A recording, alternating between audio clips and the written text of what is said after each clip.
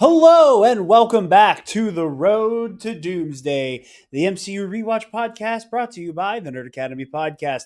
I am your host, Jared Bachman Stubbs, and I am joined by my co host for this journey, the lovely Ms. Taylor. Oh. And y'all, we did it. Phase one is over.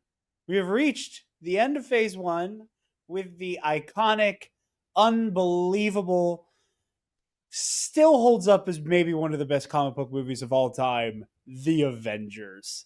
Um, I am so excited to talk about this and get into the weeds. Taylor, how are you feeling today? I um it is crazy that we have made it nowhere. Um and also so far. On our first like pit stop, I guess. But our first like collaborative film with everybody. So I'm excited.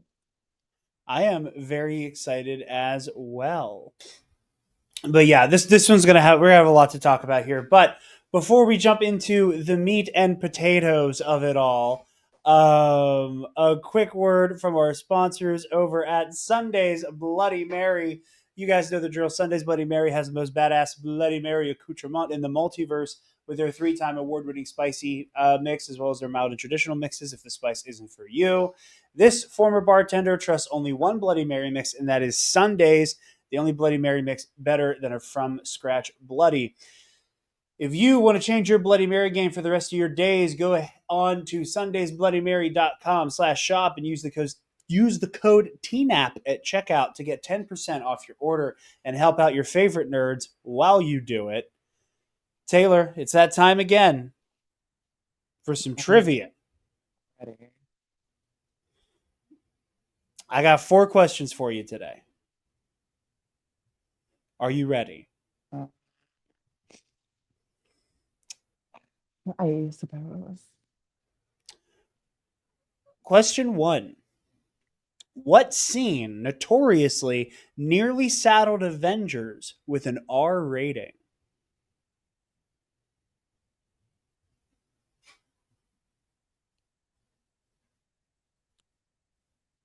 I don't know. So this is a favorite like movie trivia like ever thing for me. So as I've joked on this show before, I've joked on Nerd Academy before. I've joked a number of places.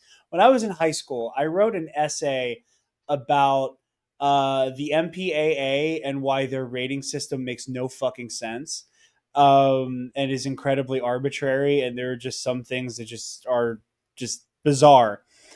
One of them is the original version of the scene where Phil Coulson is killed by Loki. Mm-hmm. They show the scepter coming through his like too much of the scepter bursting through his chest. Mortal Kombat. So they had to, and then when they originally submitted it to the MPAA, they were like, "Oh yeah, rated R because of this gore here." So they had to like tone that scene down a little bit and made up for them like pulling back on how much went through Coulson, and made up for it with like more of like a flesh tearing squelch sound whenever Loki stabs him through the back. Uh, Wow. yes, there's another very funny instance of this exact issue. It's in. I have not seen the movie, but I remember this in my research for that essay back in high school. There's a scene in one of the Hobbit movies where I guess an orc is like stabbed while it's already on the ground, and it starts twitching as it's, Mm-hmm. and they were like, "Oh, this movie's going to be rated R unless you reduce the twitching by like a very arbitrary percentage." They were like, "He needs to twitch for like a couple seconds less. Otherwise, this is a rated R movie because a little bit of from this one orc that gets skewered." But question number 2. What Joss Whedon Buffyverse alum plays Thanos' servant, the Other? I only I heard about this past week, and I was so excited to include it. I don't know. Is it Giles? No. You were so in the right ballpark. I'm gonna let you guess again because you not only are you in the ballpark, you were on the baseball diamond.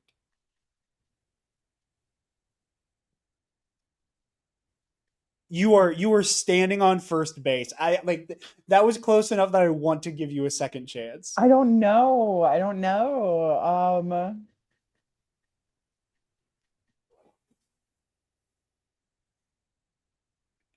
Oh. So I've always struggled to pronounce this gentleman's last name. It is Alexis Denzolf, who plays Wesley Wyndham Price, Mm, also known as that bitch motherfucker Wesley Wyndham Price who kidnaps Angel's baby son. I still have beef with Wesley for that. yeah. I only learned that this week. I only learned that this week when I was talking about how excited I was. I was having a conversation with a friend of the show and fellow commiserator over Joss Whedon turning out to be a piece of shit, Alden Diaz, where he mentioned that Wesley plays the other. And I was like, son of a bitch, that's awesome. Hmm. Here's another fun bit of trivia. What Avenger is not seen eating during the iconic shawarma scene?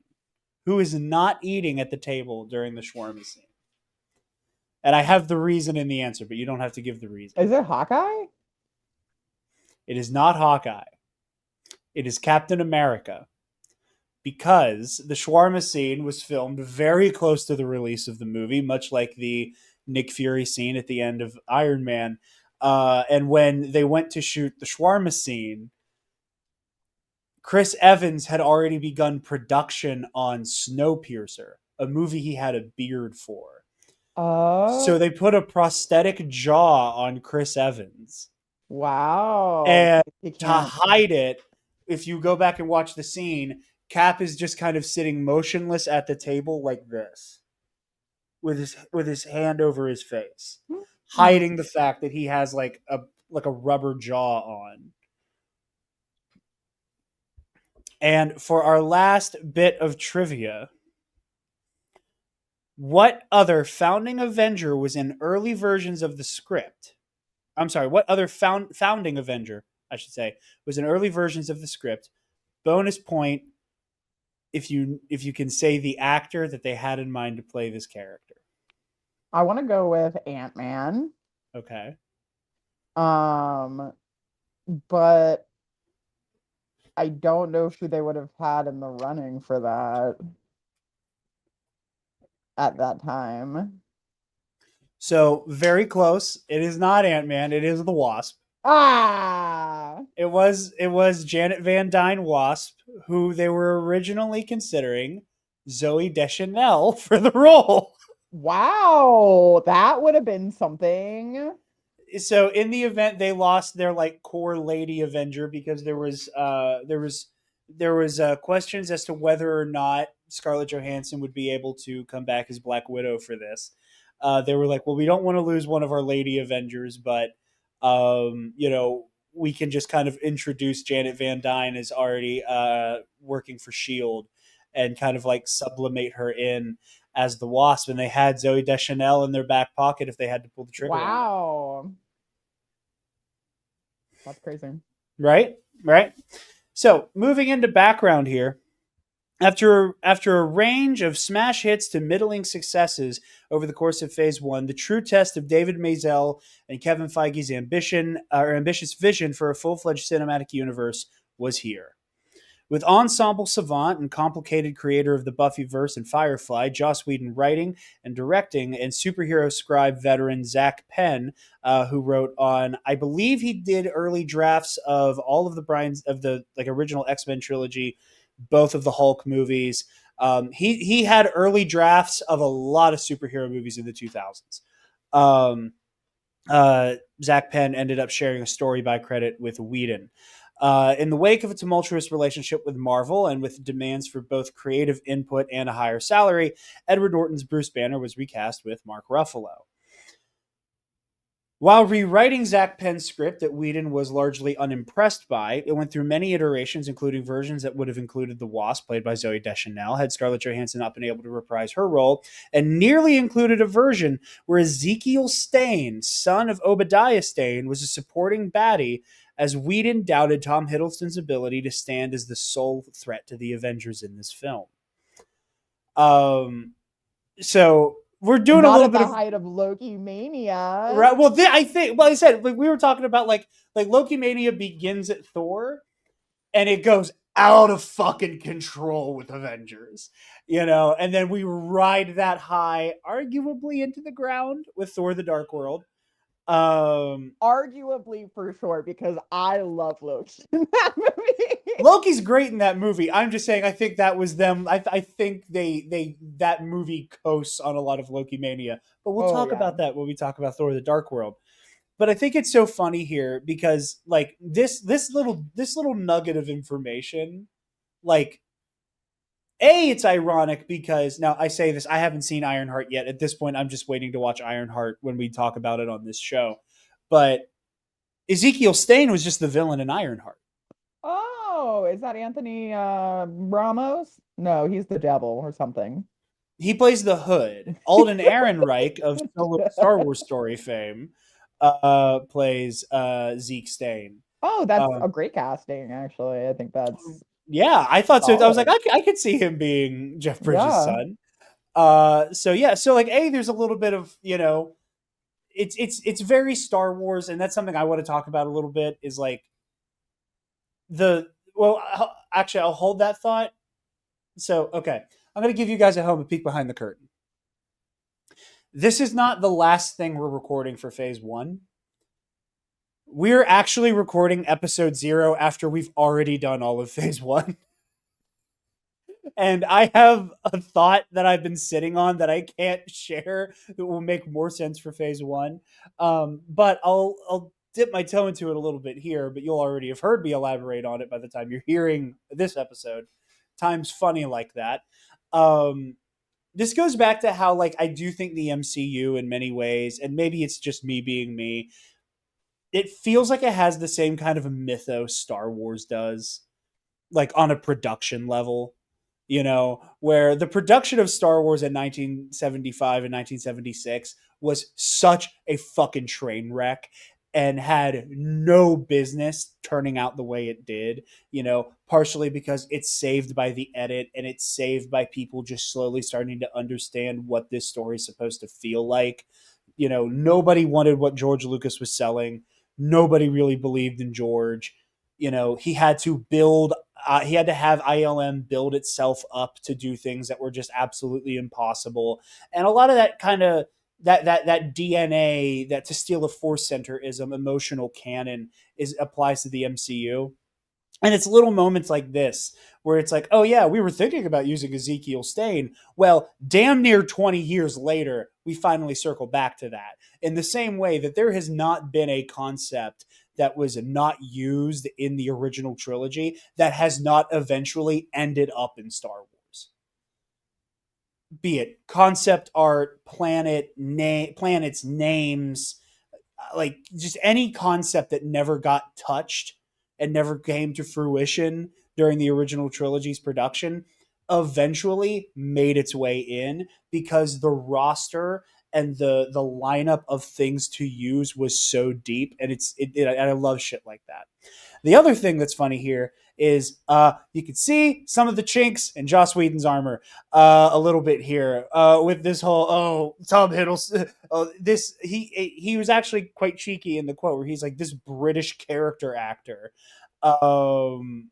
doesn't have the sauce to be the Avengers villain, um and how wrong he was.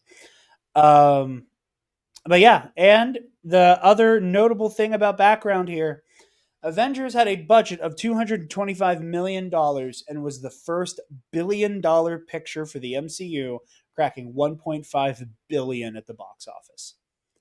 I'd call that a success. Yeah. Yeah, and there will be, so again, because we're doing episode 0 after we recorded this and Taylor has seen none of my script for that. Um when you know the amount of money that Marvel had to loan from Merrill Lynch Bank to make these movies happen and what was at stake, Avengers is just it is such a Hollywood story. It is such a storybook underdog thing that goes down with this coming out, and like that's kind of why I wanted to do episode 0, is because like I want to start out with like we take it for granted now, but y'all don't understand that like this never should have worked. This never should have happened. But Taylor, let me ask, what was going on? What was going on for a younger Miss Taylor in In what, May 2012? 2012? May I was in high 2012. school. Um, and I very much remember seeing this in the theater. Um, I remember being, absolutely in awe. Um, Loki, Dave, no problems there. I remember my history teacher at the time being super into the Avengers to the point where he had an Avengers poster in his classroom. That's so funny. That okay, I can't Um, wait to give mine because that's such a funny little overlap. yeah, so it was the biggest thing in the world. I mean, it was the absolute biggest thing in the world. It was Star Wars. It was Star Wars. It was the way people talked about Star Wars in '77. Like I don't mean to keep coming back to that, but like truly, like I remember at like 13, 14 years old being like, oh, because like, and one of these days I'm going to make you watch it, and I think you'll enjoy it quite a bit. Empire of Dreams, incredible documentary about the making of the original trilogy. I watched that documentary so many times as a kid, and like the way people talked about like, it like they're like blockbuster franchises are a dime a dozen now, and they burn bright, and a lot of the time they burn fast, and it's hard to explain what it felt like in 1977 when Star Wars came out. And I remember at 13, 14 years old going, oh shit, this is Star Wars, and again at the time, the Lucasfilm purchase didn't happen. We didn't know Star Wars was coming back in a few years. So, but like at the time, it was like, oh shit, like this is Star Wars. Like I'm watching Avengers Mania happen the same way. Like Star Wars the rubber duck, Star Wars the cereal box, Star Wars the bar of soap. Like and everybody's talking about it. Even people I know who don't give a shit about, superheroes or sci-fi or anything like this won't shut up about it. And it was just remarkable. I just, like you said, it's everywhere. Continue what you were saying. I'm so excited. This is the one I've been the most excited for obvious reasons. I love the fucking Avengers. Continue. I'm sorry. I'm getting I worked up. During the audio commentary, I had made the comment that this is the genuine, like this is one of the genuine first cinematic universes since Universal Monsters, in the very early movie age. The first set of individual characters in their own individual films that then all come together in a shared universe. And um, during the audio commentary, Jared said, "Well, except for Star Wars," and I was like, actually, that's its own whole thing. Yeah. That's its own Yeah. thing. Star Wars has turned into that. It wasn't that. Yeah, It yeah. is the opposite. Like it's done the opposite. Yeah. It is a film franchise. Like it's screen like it's a franchise that has spawned multiple projects and everything else. Yeah. This is the individual characters have their individual standalone films that are complete and entire films on their own. At least up until a point where the crossover starts to be like very out there. But this is the first cinematic universe since Universal Monsters. And anybody who knows the history of Universal Monsters knows that how many times they have tried to revive it, including still today, as they will for eternity. until they succeed. But I think that this is Or one the of heat those, death of the universe, whichever yeah, comes either the first. sun is going to explode or we will finally get a Universal Monsters cinematic universe once again. Um, but it's very impressive to see how it kind of how it all worked out. Sorry, and I was doing something so cute. I had to like take a little video of her. She's playing with the little mouse. That's Richard's, and he doesn't want to play with. But it is one of the like it's such a special time to exist during a revival like that. Yes. Um, and as we know, 60 some projects later in total, it has never stopped. It is the boulder that keeps going, the avalanche that has never stopped, only slightly slowed from time to time, but Yeah. never stopped. The only time it stopped was 2020. Yeah, 2020 is the only year we got nothing. it's And slowed, but yeah,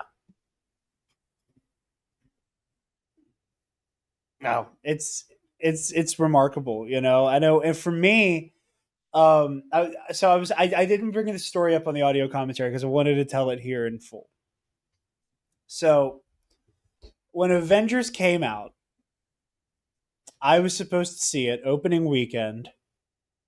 Myself, my dad, my little brother Logan, and we were supposed to go see it. And then Logan and I got into a bit of a very loud, dramatic argument.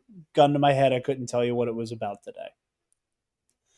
All I know is that my mom was pissed, and her punishment to us, even though I was the only one truly affected by this, was that she would decide when we were worthy of seeing the Avengers, because we had been acting up and we weren't able to go see this movie opening weekend now.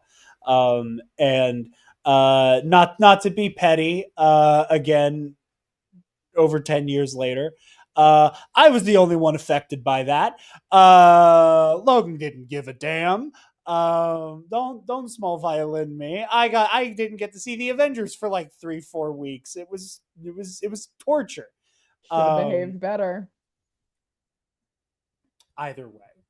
So what ended up happening was everybody I know, everybody who I like low key helped get into Marvel, saw the culmination of Marvel before me, and got and like and everyone and I want to say all of my friends were so cool when they were like, dude, have you seen Avengers yet? I'm sure you have. And I'd be like, no, No. I'm grounded.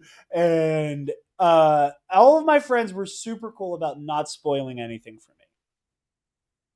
And what's funny about the history teacher thing, I've mentioned him before.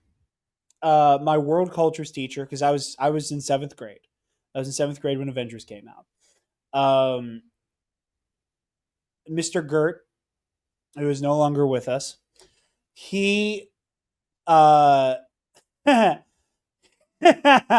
um he he was very excited to talk to me about Avengers, and then found out I was grounded and couldn't see it, and he busted my chops over that quite a bit, because Mr. Gert and my mom had a really good relationship of like he was a great teacher. And I know in junior high especially, one of the many reasons I relate to Spider-Man is that great line from Doc Ock in Spider-Man 2: Parker, you're brilliant but lazy. I got that so many times from my teachers in junior high, where they were like, "You are like in class, you were so engaged and you're just dunking on everybody, and then you just don't do your homework, and we want to kill you for it." Um, I know. Shame, I got shame. better. I got better about that. I got better about that. And I own that. But I remember Mr. Gert busting my chops over like he was like, Jared, you're the only kid who can truly appreciate this movie. And you're the only kid here who hasn't seen it. This is bullshit, and it's your fault. It's bullshit, and it's your fault. And yeah, I remember him busting my chops. And I low key, I have no way to prove this. I low key think Mr. Bill Gert, may he rest in peace, beseeched my mother to let me see Avengers. I low key think that it was Mr. Gert who was like, please let this kid see this movie. Please let this kid go see this movie. It's gonna change him, you know. But in the lead up before I got to see it, all of my friends who would love to ask me questions about things, because I had knowledge that they didn't have, because I was like, again, I was reading these wikis, and I was, I could finally start going to the comic book shop because one opened up in Latrobe. So I was like, so I was reading comics here and there. I was like constantly just doing these lore deep dives, playing these games, watching these cartoons. And my friends would come to me with questions, and I'd answer them. And everybody kept asking me why Hellboy was in the post credits. And I tried Isn't that also as, Jeff Bridges? Or is that Josh? but Who I plays Hellboy? Ron Perlman. Oh, He's like the those OG three guys Hellboy. are all the same to me. Like, they're so skilled. They're so good. I could see them all in each other's roles. It's the same flavor of dude. Yep. But I remember so vividly all of my friends being like, "Who's that guy at the end? Who's that guy at the end? Why is Hellboy there?" And I remember just the way everybody kept describing Thanos. I like had to try so hard to not be mean and be like, I don't know what you're talking about, but you sound insane. And then I got to see it. I got to the post credit scene, and I almost shit my pants because, again, had I read the Infinity Gauntlet story arc, no. Did I know what it was? Did I know what it meant? Yes. And I remember having that moment of going, "Oh my god, these fucking crazy people are going for it and are going to try to go the distance with something kind of insane." And yeah, I remember after I saw it, I became obsessed. This was the beginning of my dad becoming a big Marvel guy. He liked Iron Man. He thought Thor was okay. He thought Captain America, the first Avenger, was pretty good. We both loved Incredible Hulk, but um, come Avengers, he was a that made him a Marvel lifer. He was immediately like, I "I'm mean, here." it did that with every, like, how many, Yeah, it did it with so many people. So many people honestly came into the Avengers not knowing a ton. Um, and so many people leave going, okay, now I do have to go watch all those movies. yeah, yeah. Just it again. It's just such a special moment in pop culture history.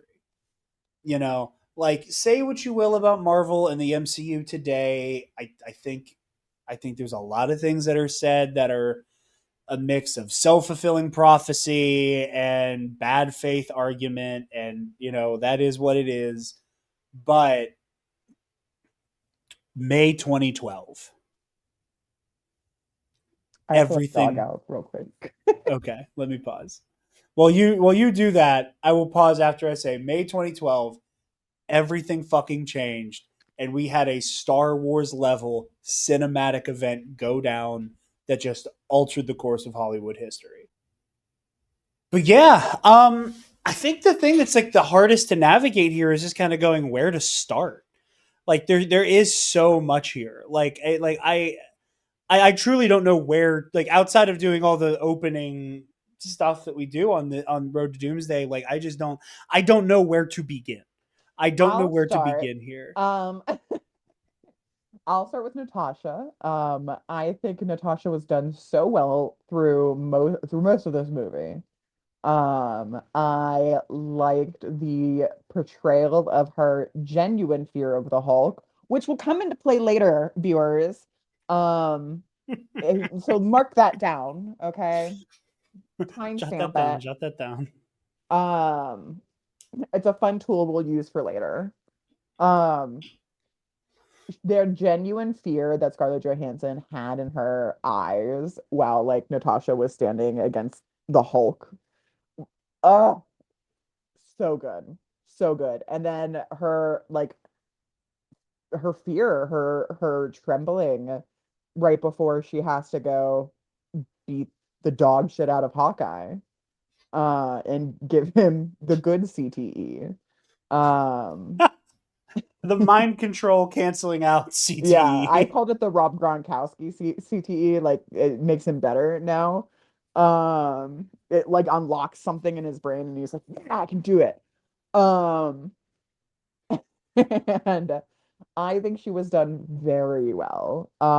Throughout all of it, but most of it, yeah. I think that her little, tete-a-tete with Loki was fun. Yes. It was enjoyable, but not like I like that it did it. She wasn't so sexy it was hard to watch.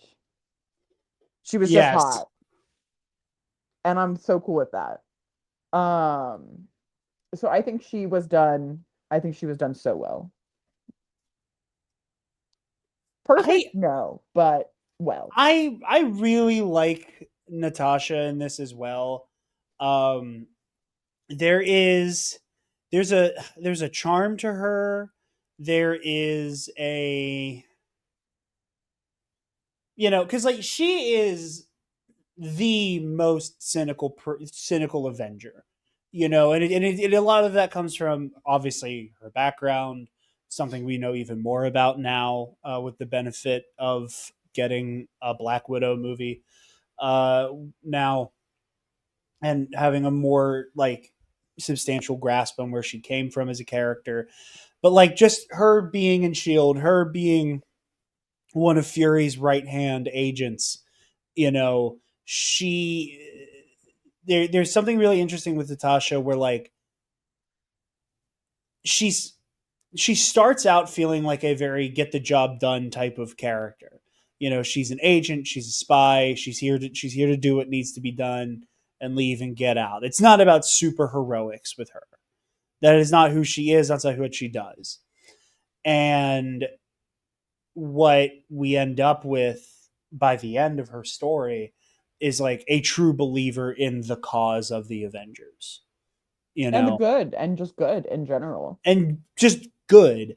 And what I love so much about her arc over the course of this story is like she defends Fury and defends Shield over the Tesseract weapons, over Phase Two, which is really funny. But um, the like she goes to bat for Fury a little bit in that moment, where she's talking about like, yeah, like what the fuck did you expect us to do? What did you expect? Like we had no other recourse. She kind of backs Fury up there, and her going from that to going AWOL, defying orders, going rogue to go fight in New York. Um, that's a big jump for somebody like her, in my opinion. Like it seems like something that is not like the natural conclusion for who she was at the beginning of the movie, but gets there naturally in that way that these extraordinary people, um, kind of bring out the best in each other, and it is really beautiful. And again, Joss Whedon, complicated fucking guy, disappointing guy to say the least. One of the things I love about his take on Natasha that feels kind of like a response to Iron Man 2 is the way that there's almost like it's almost like he is going from what you were describing, what we talked about on Iron Man 2, where like Natasha is so hot that she's like hard to look at. Yeah. Like Natasha Romanoff is so hot it makes you uncomfortable somehow. And it feels like her introduction is almost lampooning that idea. Where like she's fully in control, she's doing the thing, like she's doing Natalie Rushman basically with this group of They're like Russians, so she's definitely doing Natasha Romanoff I know, no, things. but I mean like that like hapless, like, oh, like I'm just here to do a A job, damsel in Mr. distress. Stark. Yeah, yeah, the damsel in distress shit. And she plays her part well. And the moment she gets the call, we're like, hey, something much more serious is going down. She mops these guys up Barton's like it been was nothing. compromised. Barton's compromised. And Game on. and then she just dog walks these guys like it's nothing and makes her way out. And it's like, I don't know, it felt like this time, if most of Natasha in Iron Man 2, she is the punchline of the joke of, isn't she hot? Isn't it insane how hot she is? And she's so hot that it's A, uncomfortable, and B, kind of funny how hot Black Widow is. It feels like she's in on the joke here at the very beginning. And that her skill and the power of persuasion with her is not just in being drop dead gorgeous. It's in her like having the best of both worlds with like empathy, where it's like she uses it as a weapon, while talking to Banner in Calcutta, but she also means what she says, and there's something very cynical about that, that again, like this, the whole her I think her whole arc across the MCU is like being less like Fury and more like Steve. If we're gonna use, and not to like center her arc on men, but just because I think that like those are two polar opposites of like cynicism and optimism, you know, where like I think that Nick Fury and just like the whole world of spycraft is so hinged on a deep sense of cynicism. Oh, I mean, trust no one. Yeah. And how much of that she's able to then leave behind because of all of these people around her who do become a Well, family to her. specifically because of Barton, because of Yes. him, deciding to spare her, deciding her to bring her on board. I'm still in Budapest. I still would like to know what happened. Yeah. Um, I think that personally, I think there was a huge missed opportunity in not developing their relationship further. Like in the later Avengers movies, everybody's least fave, my least fave. Age of Ultron, they kind of just give him a wife, which I know he has sometimes, but I'm of two minds with that, and we'll be able to unpack that when we get to it. but I think that they severely like there's so much left that we could have gotten with Clint and Natasha. Be it brief, be it like be it a look back at their relationship instead of a look currently or forward. I think that there's huge, huge missed opportunity in not developing them not only as a couple but as friends further. Like I think because you could do both. Like, they could be romantically interested, like link, like start enemies to lovers to friends. And she continues like she chooses the job over him, and it makes sense for her character, for how monstrous we find out she is later. And it I feel like there was just a huge missed opportunity there. But I absolutely wish we could have gotten so much more. Yeah, I mean, I don't even necessarily think you're wrong. I like it so much as it is that I'm not even upset with not like it's just perfect. And Renner and Johansson do so much. And it's just again, it's choices, it's chemistry, it's having a conversation fully in like a look, in a glance, in subtext, while you're having another conversation verbally. Well, yeah, You but know, again, that's a lot of stuff we get to, like, we could have explored, we could have delved more in. Like, I know that we don't need to see everything, we don't need to know everything. Um, I think but you that like it and you want more. Yeah, there's an underdevelopment here, especially for both of these specific characters this early on, and continuing all the way through for Hawkeye up until the end.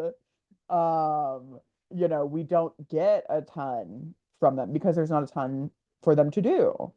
There's a larger focus, not huger, focus on the supers, like, you know, Captain America, Iron Man, Thor. There is a larger focus on the ones that can do the, special. Whereas, yeah. again, there is more that they could bring to the story, that they may not be able to bring in that Flash. Maybe. I think there's. I think I. I don't want to dive too much further into this just because like we are going to talk so much about Natasha and her development over the Infinity Saga so much because she shows up so much. Like because we are going to get her in, three more Avengers movies and two more Captain America movies. Um Plus her movie, which technically not part of the Infinity Saga, but we'll still get there. That I don't want to like. I don't want to Wait, like what's the third Captain America movie she's in? Or the second one? Civil War. Oh, I forgot that that's a Captain America movie. I know, because Iron Man's the protagonist. Mm, no, because it's really the fucking Avengers movie with extra steps. And Iron Man's the good guy. But anyway, No. um, but no, No. I do like Natasha here. Like I think her characterization is really interesting. Um, I remember as a kid, I was like, okay, like everybody already got exposed to Black Widow. She's a super spy, secret agent, whatever. That's an archetype people are used to. I remember as a kid being like, I was like, I have no idea what people are going to do with Hawkeye. I was like, I don't know how people are going to handle Hawkeye. I don't know how people are going to handle a guy with a bow and arrow. I don't know if people could be into this. I was like, this might be too much for people. And, they like him, fine enough. I Um, I think we need a platform just to discuss Jeremy Renner, you know. I think a Jeremy Renner app would be great. I think it would be. Do you think there's one like that? Probably not in current use. Maybe not right now. But no, so you went in on Natasha. I just I have such a hard time like talking about characters individually here, just because like again, all of the things about Whedon, but he kind of was the perfect choice for this. Yeah, he was good. I mean, he was fine. No, I mean like I'm again never like gonna give him all of the flowers. I know, and I don't want to right now. I don't want to right now. But like these are one of those instances where it's like if we're talking about like what makes the MCU what it is, I think a lot of it is like Whedon's characterization in this movie that does so much because he is so gifted with ensemble stories. I can agree. I don't like good old boy Cap. So you brought that up during the audio commentary, and I love you so much. I don't think you're right. I don't like. I don't even see him as good old boy Cap. Uh, I see him as guy from the 1940s who's playing catch up at a rate that is impossible. I don't. I mean, I think the Steve that we saw in the first adventure, is much more like the Steve we see in the Avengers feels like a guy from the 40s who is set here and is like, "Oh, see, boy, it packs a real wallop." And it's like, okay, you didn't talk like that in your movie, okay, dude. You He did does not a talk little like bit. you He did does a not little talk like bit. this. And okay, he does a little bit. He does it for the whole movie here. Like, I'm sorry, a little bit is totally fine. I understood that reference. The like the flat like flying man. I get that. Cute, adorable. I do not let it. Son, don't. Okay, I get it. You're old. I get it. I don't know. I do really like his characterization here because again, it's one of the things we've been talking about, right? The trade-off of it all. That, when we get these characters early in the MCU, they come with these early iteration kind of like how we remember them culturally, ideas intact. Thor is all thys and thines, and it's the big Which flowy. I stand by. He should have kept. I understand that, and it's all the Shakespearean whatever, and it's all the grand speeches. And after he spent so much time on Earth and around the Avengers, the language calms down. Loki's traveled a bit more, and he's kind of over all of this Asgard bullshit, so it falls away for him too. And like like so like that starts to kind of melt away in the same way that like Tony Stark. We are on the path of it, like of this is the last time Tony would be the type of person to be like, like what's so special about you? Genius, billionaire, playboy, philanthropist. That's the last time he would be the kind of person to say that. Like by the time we see him next week on Iron Man 3, he like there's a part of him that's like broken Well, that yeah, I mean, can't be fixed there's after the Battle of New York the between the space of PTSD. it all. Yeah. I say between the PTSD, but just also the like Tony Stark, a guy with a head too big to fit on his shoulders, now feels incredibly fucking small. And the arms race continues to ramp up. So, so like the trade off comes with like Tony becomes more world weary and like kind of paranoid, and we lose some of the like Tony like performative hubris in the process. Some, not all, but a good deal. And I think with Captain America, we get him in his element during World War II with the fight with Hydra, and that when we first meet him, we begin Man Out of Time. And it's that packs a wallop. I don't understand everybody's constant pop culture references, except for Wizard of Oz. I take umbrage with the idea of Operation Paperclip. Uh, you know, like there's all of these things with Steve, but like the trade-off comes with him having to accept that he is a man from a different time and just accepting that. Like this is the beginning of him realizing how different the times are. And I really love his characterization here. I really do.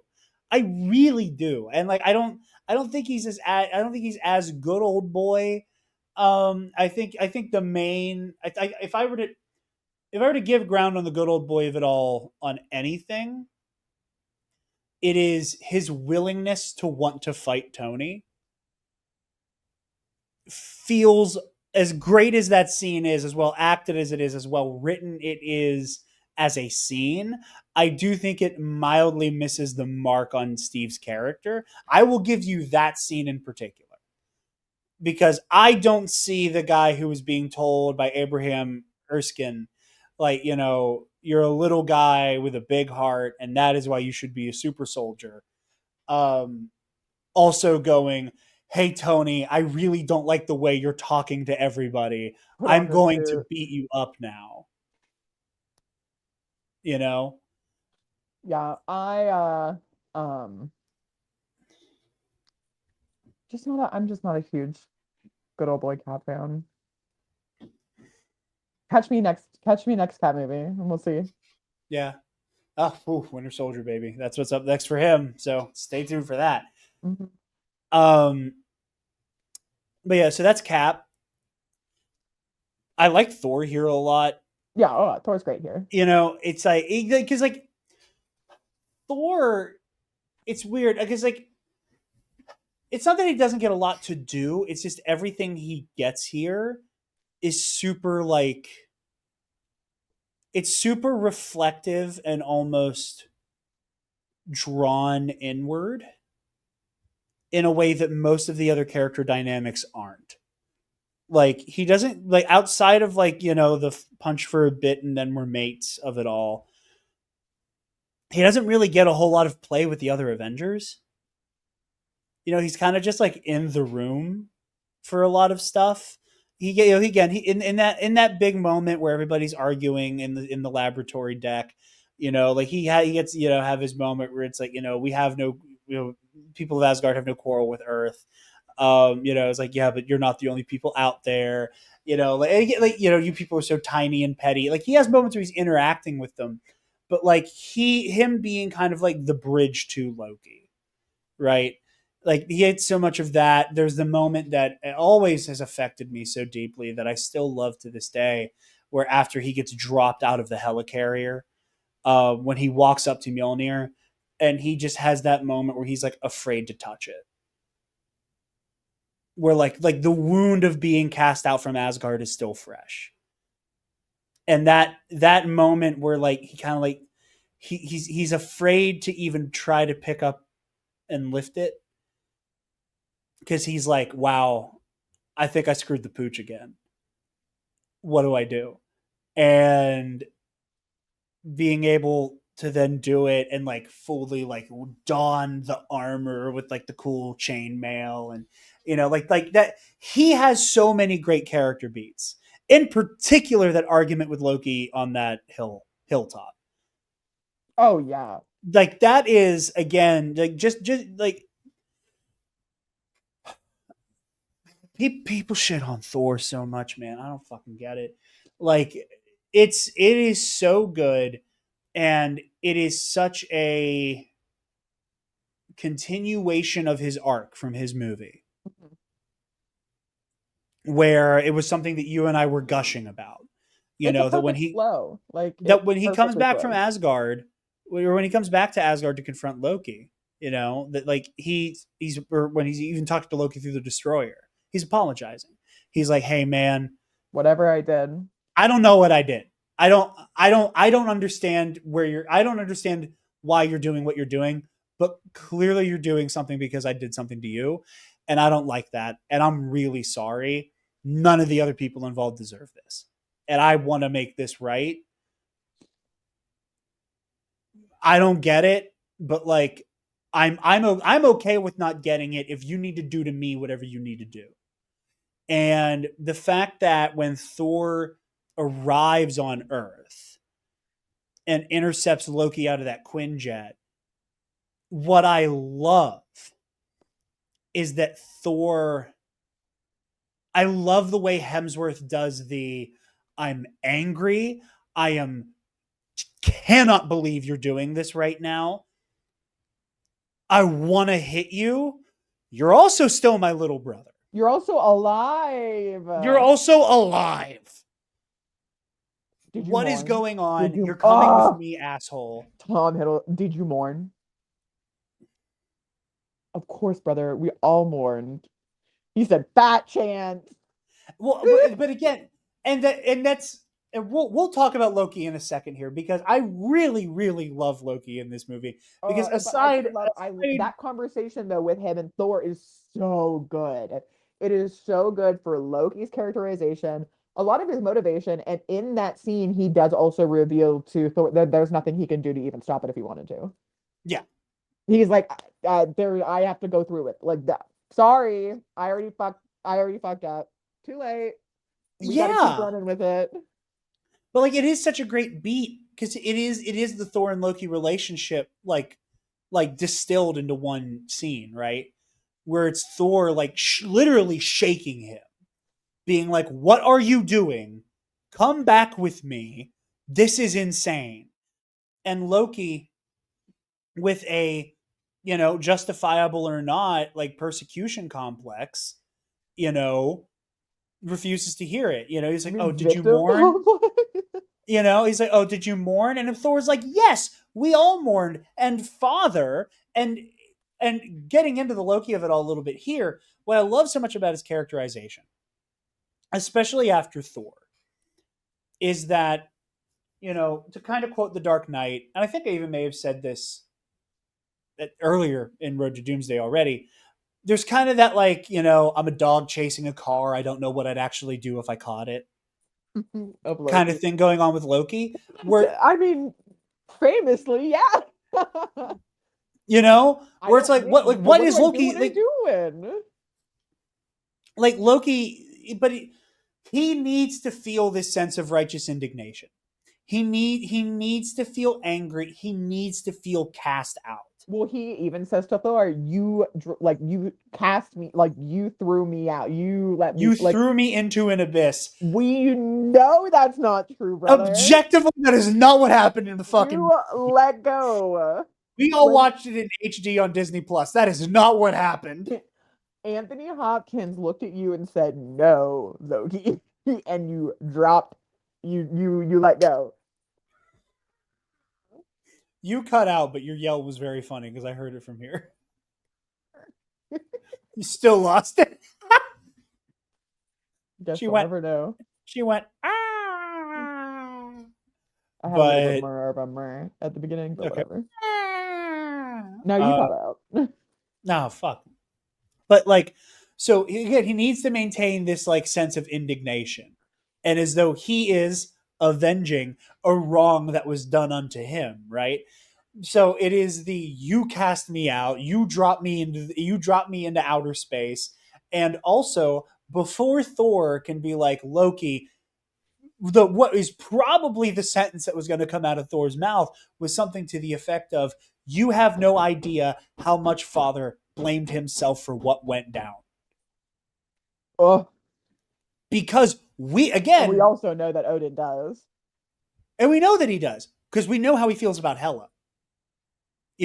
Like, again, was that in mind when this screenplay was being written? Not necessarily. But like again, it's that retroactive continuity that's so beautiful there. That like Thor is again, and you don't even need the hell of it all to be like Odin blames himself. Father, like nobody mourned you more than Father because he saw how he saw your death as being blood on his hands. Loki doesn't want to hear that. Hell no.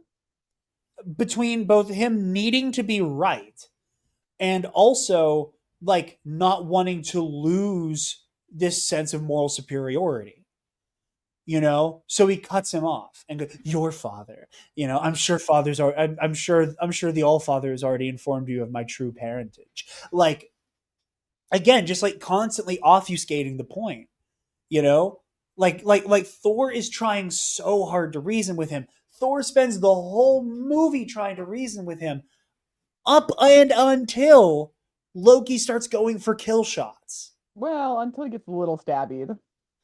Well, that's what I'm saying. He That's what I'm got a saying. little stabbed. Like, Thor lands on Stark Tower, goes to confront Loki, and is like, "You need to stop this." Loki starts monologuing. Loki starts cutting promos. Then Loki starts shooting at Thor with the scepter. And then they start fighting again. Loki does that ridiculous thing where he spins it, rests it against his shoulders, and shoots him from behind, So good. which is so goddamn cool. I don't think I spilled any water on myself doing that. Um, Oh, but you're like, just not him. I'm just not him. But I didn't spill water on myself, which means I am him. Mm. But but like again, like Thor is trying so hard to get Loki to get it, and Loki does not want to. Oh no, it's yeah, I think there as we know, I think there is a potential for him to understand, but it is not in his future here. No, no, he can't. He can't. And I think it's one of the things I love about the Loki series. Is that like Loki has his moment of sacrifice at the beginning of Infinity War, And we do see how far he has come by the end of Thor Ragnarok. But what the Loki series gives us is Loki's ability to watch how this is, to see that Thor was telling the truth of, yes, we all mourned you, and giving Loki the opportunity to get a bird's eye view on how everybody was always reacting to him, and that it wasn't hatred or anger or wanting to get rid of him. It was frustration that somebody they knew was capable of incredible good kept fucking up on purpose. And just how maddening that is. And again, it is this great continuation of Thor's arc that will take us all the way through his story across phases and sagas. That this is somebody who so badly wants community. Hmm. That this is somebody who their driving force is Family. it's family. It is family And on whether it's a a family you are born with or a family that you build, it the family is. that you build.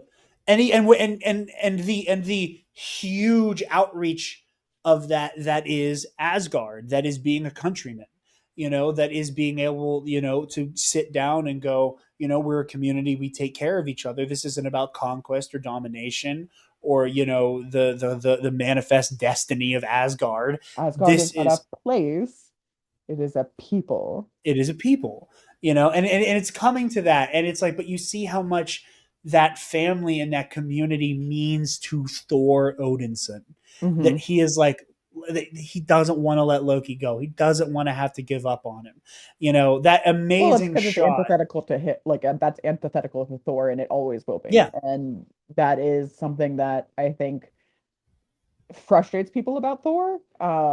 Because well, why would you trust him? Well, why would you do that? Well, why do you continue to trust him? Well, why do you continue to agree with him? Why do you continue to let him do this or that or come along for the ride? Um, that's his little brother. yeah, and he sucks, but he's still my brother. He is adopted. That is still one of the funniest jokes in the movie. He killed 80 people in 2 days. Watch your tongue and how you speak of him. He is my brother. He He is killed still of 80 Asgard and is still my people in brother. 2 days. He is He's adopted. adopted. Great. Okay, Chris Hemsworth, I think his comedic chops are underrated. Oh, I agree. I think that, and especially again in like it's the little things with him and with Thor. I think, and as he continues as Thor in this character, he continues to grow that understanding. Yeah. Um, And I think a lot of people erroneously say that it's the stories stopping taking themselves seriously. I think it's Thor the character not taking himself seriously anymore. Cuz like even now, like again, like his arrogance is like that driving wound of the first movie for him, right? right. But like Thor still is incredibly self-serious through this movie, through the Dark World, through most of Age of Ultron, and when we catch back up with him like 8 years later, or like 3 4 years I later, was like, wow, 8 years seems like a long time. I for some reason I was like Age of Ultron came out in 2013, but like 3 4 years later, No, that and was like definitely 2015. I recall. yeah, like in 2018 or 2017, 2018, when Ragnarok comes out, like Thor's like, yeah, man, like yeah, again, there's still some seriousness there, but he's also kind of come to that conclusion of like, this is like the stakes are so high. They've I never been can't higher. I I can't. I can't act like this. Like I can't. It's again, that is part of why we trade in the these and thys and thines, and like, hold your tongue. I serve Asgard. Like some of that goes out the window for good reason. You know, and some of that goes out the window because Thor is a different guy.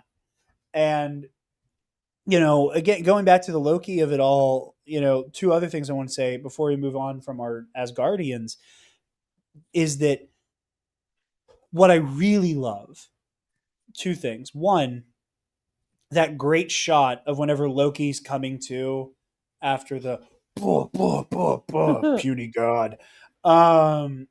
Whenever Loki's coming to, and the Avengers are standing over him, and we get that amazing shot of like Hawkeye at point blank range, and everybody's just kind of standing over him, just like aura farming on Loki. Yeah. Thor just looks disappointed. He's literally like, He is standing there. He is holding Mjolnir against his chest, and he's just looking at Loki with this face that screams, "Look at the mess you made, and look at what you made us do to clean it up." I am just. ooh, look what you made me do. I knew the moment I said it, I was stepping in it. Um, but but it is that Is this like, Taylor's first cameo? but there's just this like level of like disappointment. Like everybody's having a Naturally. hero moment. There's everybody like kind of looks like they're again having a like, yeah, Loki, get up, let's run it again. But Thor's just kind of like, come on, man, what are we fucking doing here? What are we doing here? What are we doing here? Why did you make us do this? What are we Why did you make us do doing? this? Why did you do this? Why did you make all of us basically have to try to kill you at some point today? Why did you make everybody here want to kill you? I didn't do that. The other thing I want to talk about that was mentioned in the audio commentary track, which again, it is Loki being this, there's something to Loki that is very much that kid who like acts above it all because he wants to be begged to be a part of the thing he's acting like he's better than. Where it's like Loki does love his brother. You know, Loki does love Thor. Oh, yeah. Loki does want that community, but he needs to be told explicitly in a way that is unrealistic. Loki, we love you, be with us. And in his mind, at least right now, the only way that's possible is to be told, Loki, you're the rightful king of Asgard. That's the only way for him for everybody to make up for the slights he's felt against his ego. All of that said, and we were talking about it, I really do love the way Loki posts up watching Thor and Iron Man duke it out. Because yes, there is that villainous let them fight. There is that element where like Loki's plan the whole time is to make the Avengers rip each other apart. Him being a silly And little guy up on the cliffside. yeah. And there again, like, yes, there's a villainous aspect to it where like the whole plan is make them kill each other. But I do think on some level, for Loki, watching that fight play out, there is a part of his brain that's going, Tony Stark just laid me out in front of a bunch of people I just monologued at in Stuttgart. And I want to watch my big brother beat the guy up who just beat me up. And I think I truly feel like somewhere in Loki's psyche there is a part of him going, and now you got to deal with my big brother, asshole. Like I do Well, I truly think think that there's there's a little bit of that in there for Loki. Is that like he knows on some like he will never admit it, but on some level, you know, ha ha. I think Have fun for fighting Thor, bitch. I think for me it was one of those things where the moment that Thor arrives, I think for Loki it's a get out of jail for free card. Like I think his immediate thought is, "Oh, thank God, now Odin's gonna like send down a portal, conjure his old magic, and I can take me tell back Odin I'm working for Thanos and need help and now.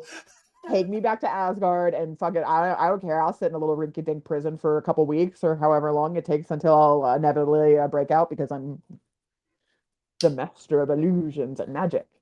But I think that that was Loki's like immediate like, oh thank God, like oh thank like I can be pissed, like I could be a little bitch, I can be a little sassy to Thor because I know Thor is going to take me home. I know Thor will take me home. And in the worst case scenario, he has to continue with his plan. Yeah. I even think I mean I agree with you, but again, like I think part of that is that like Loki can't give up that perceived moral high ground either. You know, where it's like he's like I do think there's a part of him that's that wishes a portal will open, that is wishing the choice will be made for him, that is hoping that Odin will come down. You know, the Rainbow Bridge will open up. They'll end up back in Asgard, and Loki can be like, "Dog, I Thanos put me up to this, and if I'm here, I'm safe because there's no way he's willing to wage war with Asgard." Or even if he is, I have Daddy Odin to Yeah, protect me. you know, it'd be like, and even if he does, I told you, and now you can prepare for it. You know, I think if that were to happen, like Loki would need And all of Daddy the Odin would be choices. like, well, shit, if that happens, then I have to go get my daughter. Yeah, I go wake this motherfucker up, but And then her and Thanos fall in love, and we have a whole different continuity. but um but yeah, like I do agree with that because I think that like I agree with that, but I just think it was just a situation where like Loki's like, wow, I wish this could happen because I don't actually want to do this Yeah, I because definitely. I feel like I think several times throughout like the film, like when he goes and talks to the other, like it is he don't want to be here. he does not want to be here. He do not want to be here. He He is so does not clearly want bitten to do off this. more than he can chew. He is He so clearly bitten off more than he can he chew. is like, wow, this is a lot of work. I thought it would be easier. Alas, Well, I also think, pardon me, I also think that like Loki also understands that like Thanos is real evil. Taylor's watching football while we're go recording. Josh Allen, Her fantasy team desperately needs this. the magical Um, Bills, the magic Buffalo. but I do think on some level, like Loki also realizes that Thanos is what Loki's pretending to be. That on some fundamental level, he's like, oh, like I want to pretend to be this like dominating King of the Mountain. tyrant, you know, with all of this power, but I'm not that. Yeah, I'm an angry kid. I'm an angry kid who's aware of the fact that my parent had a favorite and I'm going to make that everybody's problem, but he's not like evil. Loki does evil things, but he's not Thanos. no, And he knows now he's gotten into bed with true evil. yeah, And that if he fails, he's fucked. And even if he doesn't fail, he's he's still a fucked. loose end. He's He's a still loose fucked. end. He's a loose The fucking moment end. that he joined forces was the moment that he was like, damn, I fucked up for real this time. Yeah. There is no getting. That's what he tells Thor. The moment that he has him on the cliffside, I can't stop this. I Yeah. can't stop what's coming. What is coming is coming. I cannot stop it. They have like, be it me or somebody else, like I can't stop this. And what I, but again, it's that like I don't know what I'm doing, and I'm kind of out of control, and I'm playing this by the seat of my pants, you know. And you know, there are moments where he's in control of like what is in front of him, but he knows the situation is so much bigger than him, and there are so many little moments where you see the facade crack. Like right before Loki stabs Thor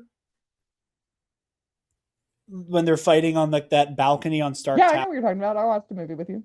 Like I know I was kind of like losing my train of thought and losing my like verbal momentum there for that was a me thing. I was like, no, I remember. But like that moment when like Thor's practically like shoving Loki's face towards the battle to make him look at it.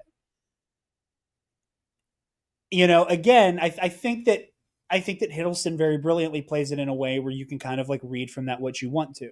Is that Loki tipping? Is that Loki bluffing to make Thor stop for a moment and open himself up to that little dagger, or is that Loki going, "Oh fuck, what am I doing?" I I think it's the brilliant way that Tom Hiddleston plays this character is that it is both. Exactly. I think that but he can't let go, so he has to double down. And how do you double down in that moment? Shank. stab him Um, just a little bit, just a little bit, just a little stab, a little just a little stab. poke, just a little love poke. Um, I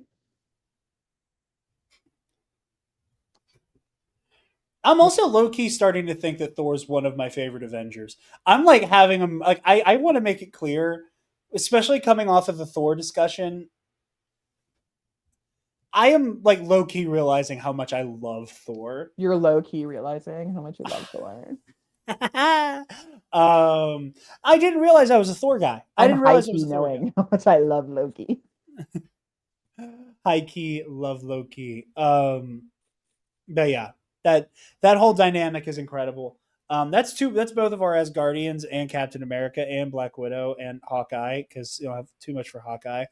Um, Yeah, I mean, besides the fact that I wish there was, I do. I wish there was a community where me and like-minded people who enjoy Jeremy Renner could all be together. Um, thank God he survived that snowplow crash. for real though. That I'm always being for. I know you are. It's just such an unbelievable thing that happened. Um, I think Mark Ruffalo was amazing. I think he did great work. I think that um I don't think that there's much more that needs to be. I think he did great. I think he did he It's just picked such up a great performance. It's just so like it's insane to say this. It's he played the Hulk in an understated way. he did. But you know what? The only thing that I will say that I didn't like about the Hulk was the too much of a gorilla. He moved too much like a gorilla. You don't like Monkey Hulk?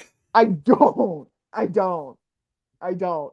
Like I was when I was watching him, he was like when Iron Man falls out of like when they're all standing there right before he's standing on his knuckles like a gorilla.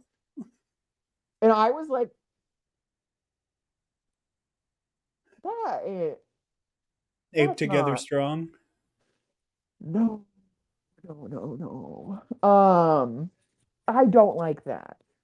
But I know that that is not a thing later on because he can't be too monkey like whenever the sun's getting too low. Um I can't wait for the Age of Ultron episode. I It's gonna be like 4 hours, and it's just gonna be us arguing. it's gonna be me being right. I'm I'm sorry, not gonna you're say the movie's so without its wrong. flaws, but I do love it, It and is so bad. we'll get to that in a few weeks. But but It's bad. but no, I really do love Ruffalo here. He is. I remember like I really liked Ed Norton as Bruce Banner in Incredible Hulk. I still do. My dad, like I said earlier, like my dad fucking loves Edward Norton, and we were both just so blindsided. I remember, God, okay, here's a throwback for everybody. Do you want to know how I remember learning that Mark Ruffalo was going to be playing Bruce Banner? No. I mean, yes, I do want to know, but I Or you know it's going to make us all feel old and therefore don't want to know. Um, not with the my 20s coming to a close here in the near future. I was watching the coverage of San Diego Comic Con in 2011 on G4. And I recall that after network. what? I recall that network. My grandparents loved it. Love G4. Speaking of G4, go check out that video. Check out the episode I did on the Bombad Cast a few months ago, where we talked about the like PR marketing push for Revenge of the Sith, where we discovered Oh, I'm lost thinking of footage. GSN. Yeah, G4 was like the pervy nerd channel. Yeah, my Um, grandparents wouldn't have been into that. I was going to say that stuns the hell out of me. I cannot see them enjoying G4. Ruth Not when they Mallet. not when their main show had a segment called Boba Fetish. But Taylor now wants to go in the Wayback Machine and watch some G4. Um, but I was watching their coverage of San Diego, and I think they had it on both G4 and on of all things E Network. I say of all things because E Network used to be entertainment news before it was just like reality TV slop. But it was I remember seeing on the ticker during the San Diego coverage, um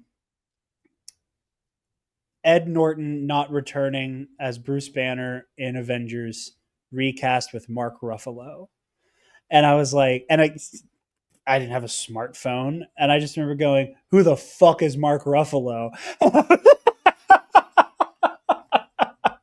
No idea who the hell that guy is. Um, I told my dad, I'm like, Ed Norton isn't playing Hulk anymore, and my dad was like, "What? That's fucking bullshit." So I will say, going in as a teenager, I was a little like, I don't know about this, but you know, with Ed Norton, and granted, it also just might be the nature of the story of Incredible Hulk, that the whole point is that it feels like Bruce is on the precipice of being cured, that Bruce is kind of like frantic a little bit of the movie.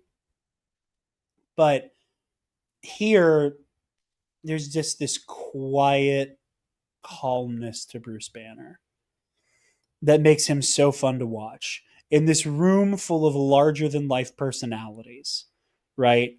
Again, Thor is a literal god. Captain America is. I'm about to do the thing Tony did when he's talking to Loki, right? Where it's like, we have we have a living legend who lives up to the legend. We have the demigod, a couple master assassin super spies. Um, it's all of these larger than life personas and personalities, and then you just have this quiet guy who wants to be left alone, who doesn't even want to be here, but he's like, okay, you guys need to find this thing, and it's really dangerous and gamma bullshit. Um, and I'll do my part. And it just feels like such a good Bruce Banner, and I love it so much. It's just how understated he is within the narrative, and a lot of my love for that also comes from, you know we've talked about it before, where again there was not a plan, there was not a full fledged plan. Stop saying there was, but what there was attention to detail with the people who would do every single follow up. And the fact that Tony, that whole conversation Tony has with Banner, and we'll touch on the Tony element of it as well. That conversation Tony has with Banner, where he's trying to level with Bruce and be like, listen, man, this right here is a part of me now. And it saved me. And I'm thankful it exists, because I wouldn't be here otherwise. And Thor, or Hulk rather, Bruce gets to have his moment of like, oh, like that's a really sweet sentiment, saying that the Hulk, and then he gets a bad taste in his mouth. The other guy saved my life, you know. And also, this is a Bruce Banner who not so long ago tried to take his own life. It is that haunting line of dialogue that is, from the alternate opening of the movie. I put a bullet in my mouth and the other guy spit it out.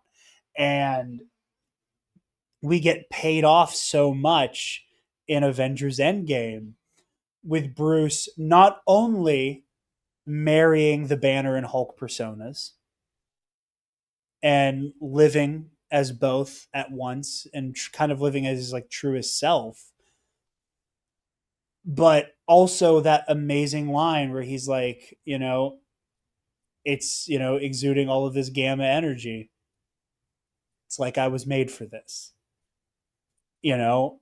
And you take this guy who starts out in this place of desperation and self-loathing, and this want to either not be like this or not be at all, have this moment of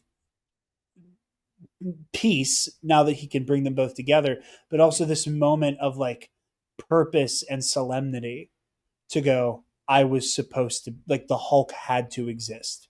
Because if the Hulk didn't exist, I could not save half of reality. And that begins here. That begins with Bruce Banner finding an environment that the Hulk can safely exist in for the first time.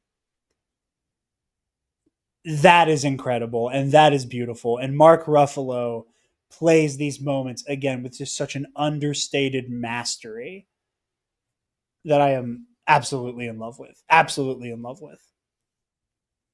I I think Mark Ruffalo was great in this. I think he was a great choice, and I think throughout the rest of what we will see him in, it is continued to be a proven great choice. Absolutely. But we got one science bro down. How about the other? I love Iron Man. I think Tony was great. I don't have any I think, as always, Robert Downey Jr. turns in an amazing performance. I don't think we could expect anything less from him even at this point, and for the rest of the Marvel Cinematic Universe to come. especially in the movie that this is all building to. Like, that's like That's it. Yeah, no, like I just like like there's no, I don't think that I think that he is so impactful, and he is arguably a character throughout this entire universe, for a reason, despite how much I will complain about that later. We'll get to that later. interesting. Complain about it. But at this point, I think that he is outstanding. I really appreciate one of his more kind of one of his more vulnerable scenes with the when Steve asks him, "Is this the first time you lost a soldier?" We're And that not. way he barks back, "We are not soldiers." You know, it's the arms race.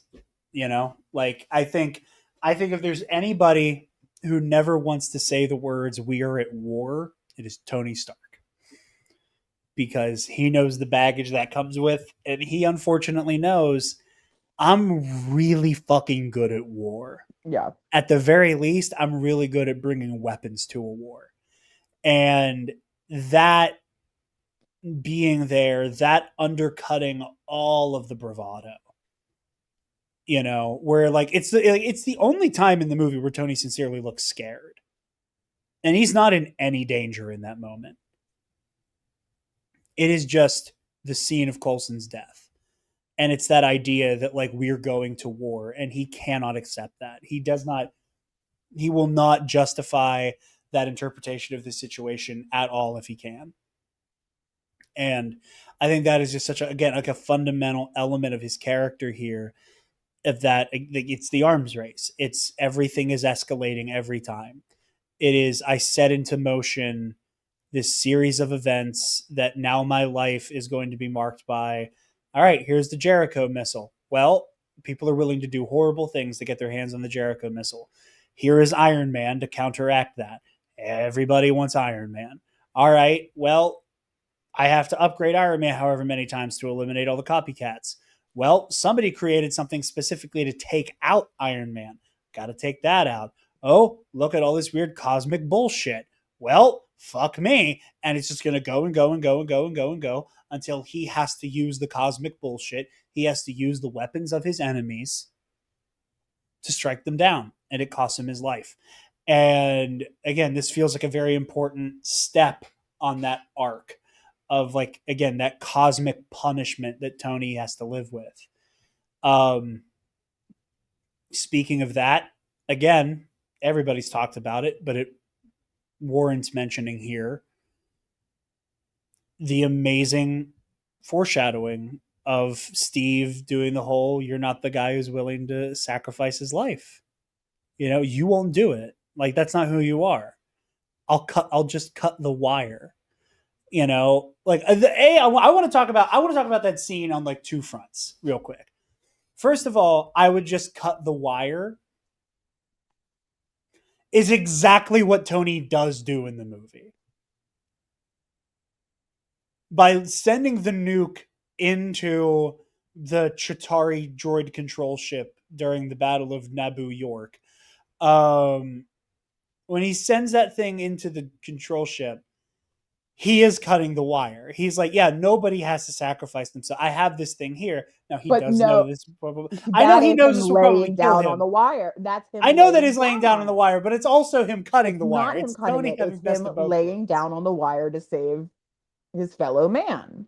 You're I'm 100 gonna percent take the right. nuke into space, and Cap says, that's a one-way trip.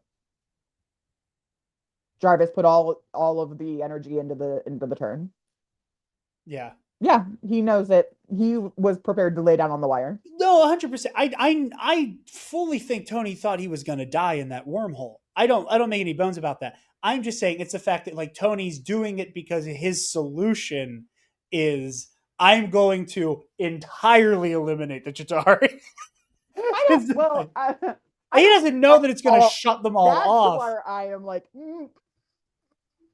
because there's no at this point. How do they know that it's a hive mind? It's controlling. Like that is not even on the radar as a No, possibility. no, but I'm So sure he it's saw that there's a command ship in there, and then he's going to blow that to smithereens. Jared be so fucking for real right now.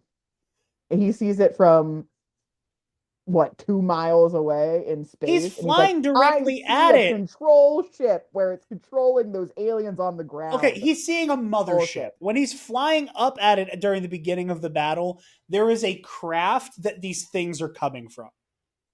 That is why he's sending it into the portal, is because he knows there is a mothership, because he can see it when he's flying up at the very beginning. No, So he he sees the knows there's a Leviathan thing. coming through. I'm sure he can still see it. The portal's I huge. Jared, you're giving this man way too much credit right now. There's no way. And Okay, also, there's also no possible way any of them knew that if you destroy the ship, the aliens will sure, die. sure. Yeah, they have no That's way of knowing not a that. thing. Absolutely. But They immediately, like him going up into space was a one-way trip, and they still thought they were gonna have to kill all these aliens on the ground. yeah, yeah, I don't disagree with that. I'm just saying that, like, I think it is also him cutting the wire of like, okay, I'm just going to literally shut it off. That I think is clever. But the other element there is, again, he is mocked for being selfish, for not truly being courageous, and what we end up with Well, that's because he is, also does not see himself as courageous. of So course he doesn't. Of course he doesn't. You're that's a tough so one. absolutely right. That's a tough one to be like, you are not courageous. Well, you don't see yourself as being courageous, so how could anybody? You don't love yourself. How can anybody love you? Um, but yeah, and what we end up with is a man who, in most of the Avengers movies, in 3 out of 4, tries to and eventually successfully lay down his life. Like he does. Like I don't think we really get a moment of self-sacrifice from Tony in Age of Ultron. I don't remember if we do or not. We may, but like in Infinity War, whenever Thanos No, we get the run, ultimate sacrifice from somebody else. yes, we do. Um, but like he when Thanos stabs him, he gets angry at Doctor Strange for making the trade. Like, because Tony was like, okay, if I have to die and you don't get the time stone, then fuck you. I'll take this on the chin. Fuck it. And then obviously we have the moment where he understands, like, I have to use the stones to defeat Thanos' army. And like again, it's just that idea of like Tony not believing this of himself. It's like RDJ said whenever he was like super interested in the role, was that he loves that in his mind Tony Stark is this guy who hides behind the bravado.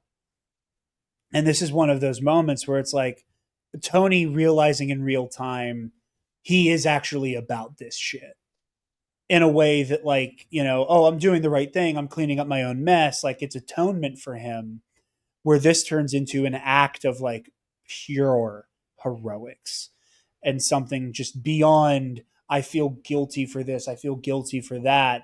This is no, like if I don't do this people will die. I have to do it. There's no way around it. I have to do this.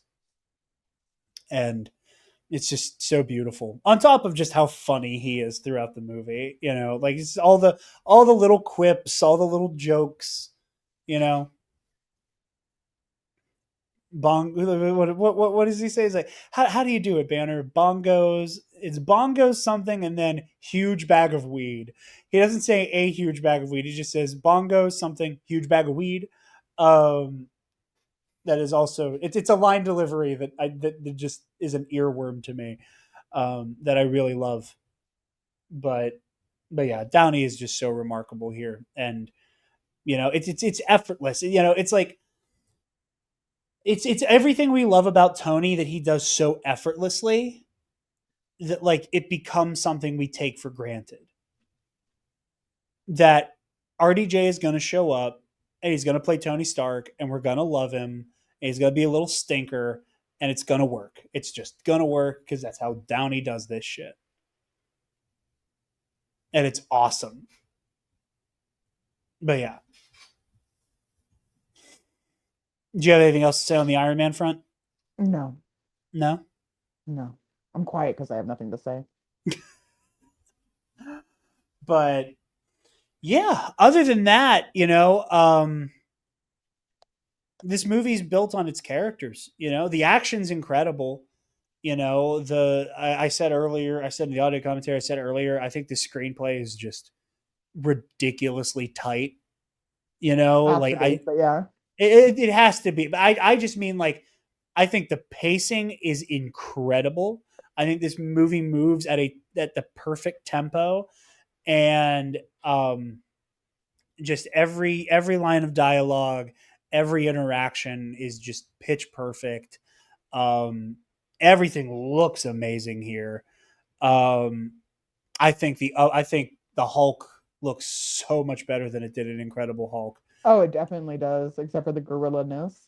Yeah, except for Monkey Hulk.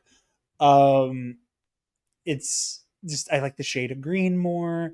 Um, yeah. Also, I said this in the audio commentary, but the kills on the Chitauri are insane. I was like, I know they can get away with some wild shit because they're like monsters and not actually humans. But like, there's like two or three Chitauri that we get these like really up close, gruesome headshots of that are just gnarly. Like, Nat blows one's head off with one of their like little beam rifles. Um, it's awesome. But yeah.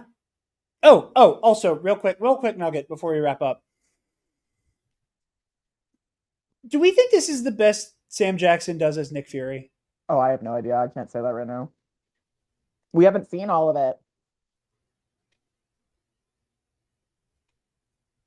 Because I'm trying to think, because it's like, obviously he's in Winter Soldier, but he doesn't Which get a is lot to do in Winter amazing. Soldier. He is great in Winter Soldier. I will say, I think this is his best overall performance as Nick Fury. I think his best individual scene is in Winter Soldier. Whenever he like Yeah. takes off the eye Yeah. patch with Keep one eye open. Pierce. Robert Yeah. Redford. Yeah. R.I.P. Robert Redford. Um, but yeah, I think this is the best we get from Fury here. And also the I stuff with Coulson is great. I can't agree, so I'm inclined to disagree. Okay, well, we'll see.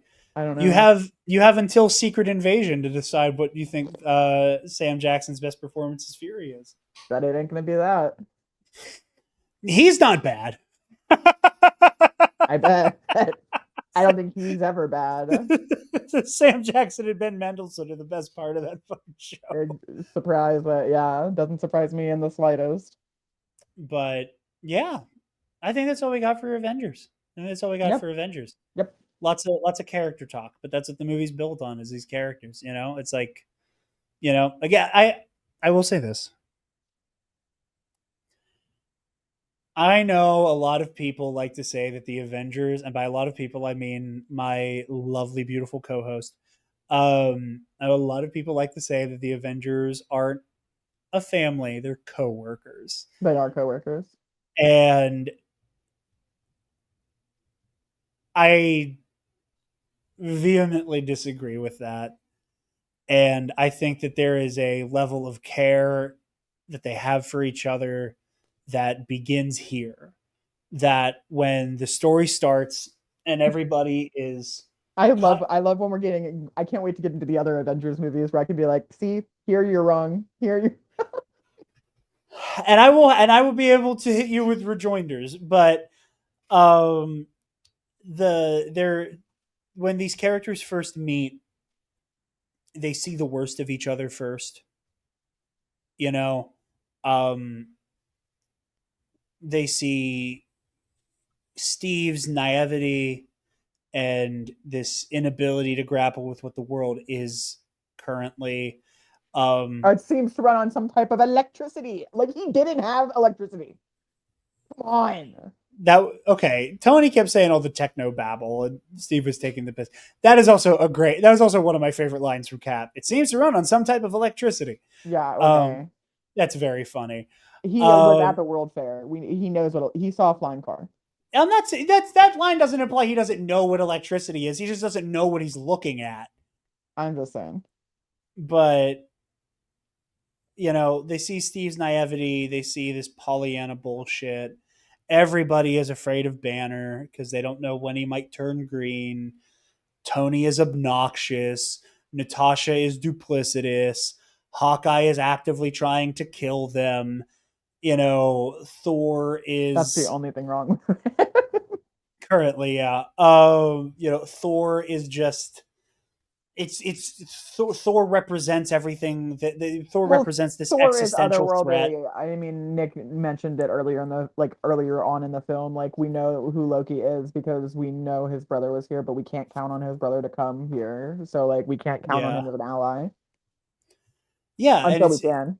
until we can, but Thor does represent this existential threat of this like there's other things out there that are gonna come knocking, and Thor in a we see the worst of Thor in the way we do in the first movie, not because he is being as cavalier and arrogant as he was there, but like he is putting that harsh persona on because he believes it's his duty personally to handle Loki. So like whenever we meet everybody in this movie, they feel like they're most abrasive versions of themselves. And when the rubber meets the road and it's time to lock in and bring the fight to Loki, the best of everybody comes out. And I feel like there is such an immediate endearingness that happens to each other where it's hard to not develop a camaraderie with a brother in arms. It is hard to not be in a foxhole with somebody Yeah, like coworker. like the battle of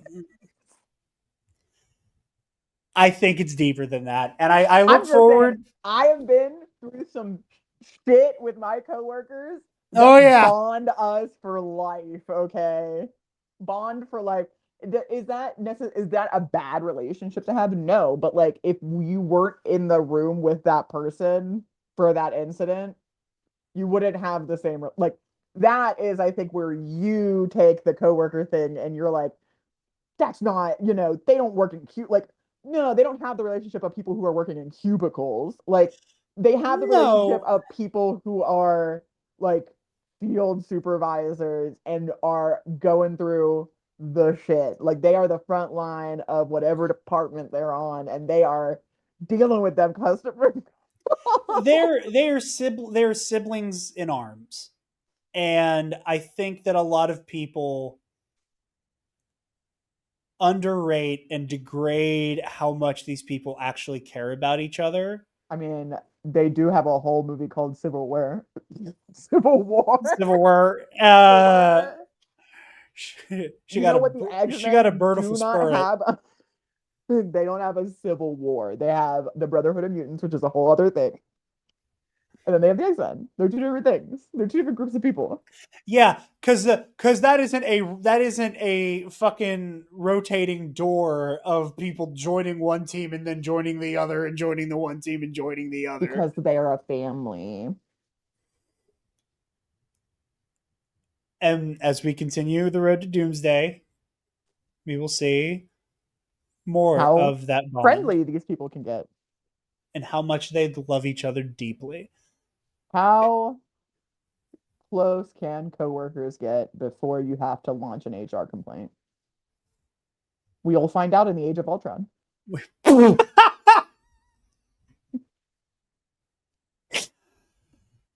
With that, Miss Taylor, where can the lovely people find you? Because there's an answer now. Oh, I keep forgetting because I keep wanting to say nowhere and then like leave the studio. You can find me on Blue Sky at Quicksilver Girl GRRL In on case Blue Sky. anybody hasn't figured out what she fucking hates Age of Ultron. Uh, So I have a little known favorite character. His name is Pietro Maximoff. He's been my favorite character since I was the lowly age of 6 years old. I We have been down bad for Pietro Maximoff since I watched X-Men Evolution as a kid, and I was like, that's my boyfriend. That's my boyfriend. And then my like when my parents got divorced, well, obviously we're gonna go all over this again, so this is gonna be a repeat for viewers later. yeah, I Um, was gonna say yeah. Don't tip too much your Quicksilver girl hand here. I just Whatever. want to tee people up because we keep alluding to how much of a knife fight Age of Ultron is gonna It's be. gonna be an actual knife fight. I'm going to kill Jaren, just like the films killed my hopes and dreams. When I told her I loved that movie, I thought it was gonna get broken up with. I'm not gonna lie I'm to y'all. surprised he still hasn't. I same. Um, a little fun fact, I've mentioned this on other shows before. The only like screaming argument Taylor and I ever got into Not at was this point. We've definitely fought since, like, we've had to have, but definitely the first one ever. nothing has ever gotten this heated. Nothing has ever gotten this heated. Pardon me. If y'all heard my little hiccup burp, I apologize. I was telling the dog to go lay down anyway. He's But crying at me. we were in, I can tell you the exact day it was. It was the night before Podathon 2023 when friends of the show, the Bombad cast, interviewed Seth Green and Alden Diaz interviewed Ryan Johnson, and Lego Leo was there. Um, I don't know why we were at Walmart in Latrobe, but we were there and we just got to talking about Kylo Ren, and I started getting on my soapbox about how I think it was a bad creative choice to have Ben Solo die at the end of The Rise of Skywalker. And Taylor and I got into in the parking lot in the car. Nobody could hear us. I mean, I'm sure they could, but not super Oh, they loud. could for sure hear us. Got into a screaming argument that lasted 30 minutes. 45. Sure, well, I'm cool with that. 45. 45-minute long screaming argument over whether or not Ben Solo deserved redemption. He didn't. He was a war criminal and he would have been hanged for his crimes. And we can talk about that on a different show. But That's the all answer. I'm saying is, guys, gals, and non binary pals, get ready in a few weeks when we talk about Age of Ultron to maybe witness a domestic dispute. Not Um, in this house again, okay? oh my God.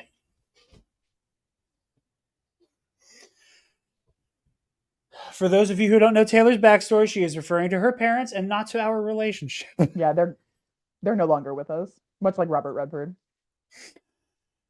So go follow Taylor on Blue Sky at Or quicksilvergirl. Bluesky.social. I haven't posted anything. Yeah. Um, Who knows? Maybe ever. By the time this is out, Taylor may have made a Blue Sky post. Be something, wouldn't it? We have 7 weeks at time of record for you to post something on Blue Sky. I don't even go on it because it's not. I haven't fixed my stuff yet. Like my algorithm. Like I have to personalize every. Like I viewers at home, I am very rigid about like my algorithms and what my social media looks like. So I don't get like crazy random. Like Jared will be like, "Did you see this insane thing on TikTok?" And I'm like, "No." And he's like, he'll scroll through my TikTok and he'll be like, "Wow, it's so normal here. Like everything's so in line and totally like normal." Like Meanwhile, I'm getting the Saddam Hussein NFL edits. yeah, and I'm like, I don't even know what this is. I've never heard of it. Like he was like, "Oh, don't you know?" And I was like, "No." I I get like compilation NFL edits of like greatest hits of the You get 2000s. highlights. You get highlights, and I'm like, No, I mean I literally get like I know, greatest yeah. hits of the early of 2000s or like Gronk in his prime, you know, sidesteps 4 linebackers and carries them to the end zone. Um, Meanwhile, I just got a post about a scary looking old lady whose account name is Afraid to Fart. And I was like, oh, Taylor, I'm sending you something super fucking and I was cursed. like, I'm not watching it on my internet. Excuse you? He's so serious.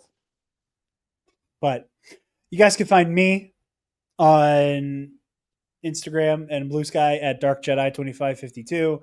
You can find the Nerd Academy podcast on Facebook, Instagram, Blue Sky, here on YouTube, and wherever you get your podcasts. If you donate to our Patreon, you at the $5 tier, not only will you get exclusive access to the audio commentary tracks we're doing here on the Road to Doomsday, but you also get early access to every episode. So consider donating at the $5 tier. Speaking of our patrons, thank you to our $10 alumnus, Ray Clausen, Brennan Marr from Page Turners They or Not, who by the time this is out will definitely have had his birthday. So happy birthday, happy definitely belated, but still this episode is being Oh, recorded the relevant. closest to your birthday. So Hey. happy birthday, Brennan. And Paco as well. But we will see you guys Not again happy very birthday, Paco, soon. as well. Shout out for Paco as well. Shout out Paco as well. Happy birthday, Brennan, even though this will be severely belated, but I'm saying it when we're super close to your birthday. And since Brennan's a patron, he can watch this closer to his birthday. There you Oh. go. But happy birthday, Brennan. Either way, we will be back very soon, beginning phase 2 with Iron Man 3. So we will see you all then. One last thing before we go. The music from and inspired by soundtrack to this movie fucking rules. If you listen to the audio commentary track, I made us watch all of the credits because I just wanted to hear Live to Rise by Soundgarden because I forgot that song existed until like we hit the credits and I heard that like at the very beginning and I was like the sun we will live to rise. That shit fucking rules. I don't know what it is about me that I really like songs that were made for the credits of a movie. I don't know why that's a thing about me. That I like habitually those become songs that I'm obsessed with. We can name one or two. Wild, Wild West, Jim West. Okay, that's all. All right. Anyway, we'll see you guys on Iron Man 3. And we'll see you on the next step on the road to Doomsday. Stop! Move away from the cookie jar!